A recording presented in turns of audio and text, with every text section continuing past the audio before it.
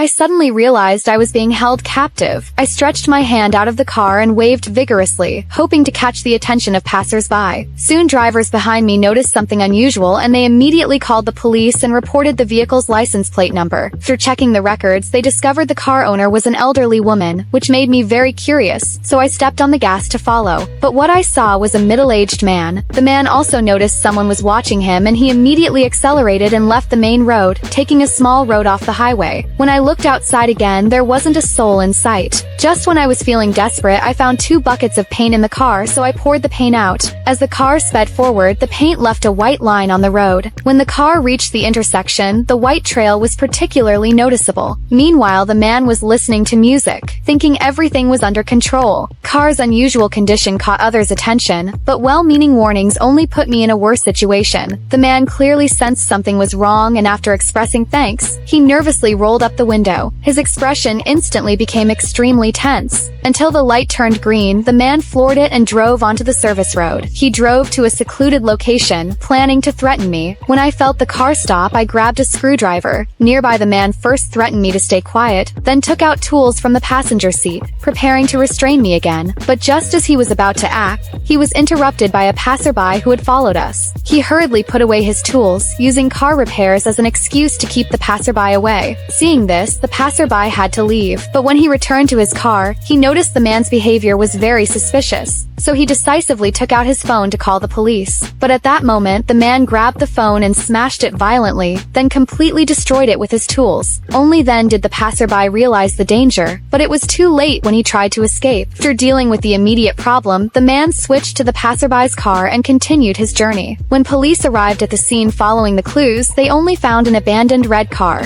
The man was very cautious and he cleaned all traces from the car thoroughly. Just as everyone was feeling disappointed, officers found some broken glass on the ground. It was from the man's medicine bottle, which had been crushed during the struggle. Police quickly found a fingerprint on the fragments. Meanwhile, the man arrived at a gas station. When he stopped to refuel, I suddenly thought of a way to escape. I forcefully pushed open the back seat and crawled into the car through the trunk, but due to my size, I got stuck between the seats. Then I saw staff outside, so I shouted loudly for help. The staff immediately grabbed tools for self-defense while demanding the man release me and slowly approaching the car door. But at that moment, the man pulled out the gas nozzle and sprayed it at the staff and threw a lit lighter their way. Seeing this, I guiltily shouted from inside the car, but I didn't know even tougher challenges awaited me.